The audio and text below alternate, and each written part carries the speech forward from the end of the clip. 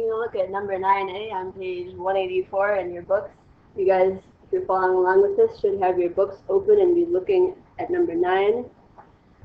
It says Manny has a part-time job as a waiter. He makes $45 per day plus tips, and he's calculated that his average tip is 12%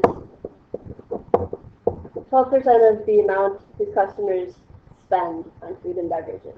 So 12% of, we'll say, amount spent. Part A asks you to define our variables and write an equation in intercept form to represent Manny's daily income in terms of the amount his customers spend on food and beverages. So the important part here is reading the problem. So we'll see in problems like this where they want you to write an equation, they'll typically tell you write an equation to represent something in terms of something else. When you see those words are hints to you that you are representing y in terms of x. You are representing your dependent variable in terms of your independent variable. So in this case, in this problem, you can read this and see that you are representing Manny's daily income in terms of amount spent. So we can define our variables as x is amount spent and y is Manny's daily income. So now that we have our variables defined, which we should indicate as part of the answer to the problem, now that we have our variables defined, we can figure out what our constants are so we can write our equation. So looking back at the problem, we can circle the numbers that they give us because those are probably going to end up being our constants. So they tell us $45 and they tell us 12%.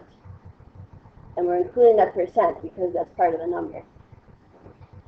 So we want to figure out which one is our A and which one is our B.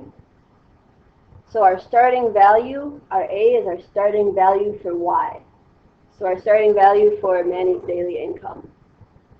So in any day, his daily income pretty much starts out at the beginning of the day. He knows he's going to make $45, starting value for Y, no matter what happens.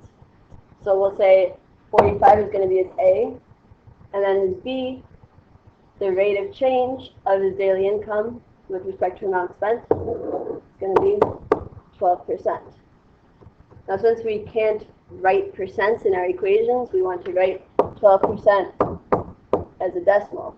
So we just take our decimal point here, we move it over 2 spots here, so we get 0.12.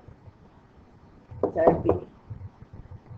So now we would write our equation, number intercept form is y equals a plus bx. We would put in 45 for our A, y equals 45 plus 0.12 for our B, and put that x. So y equals 45 plus 0.12x. So here we have our variables defined and our equation written.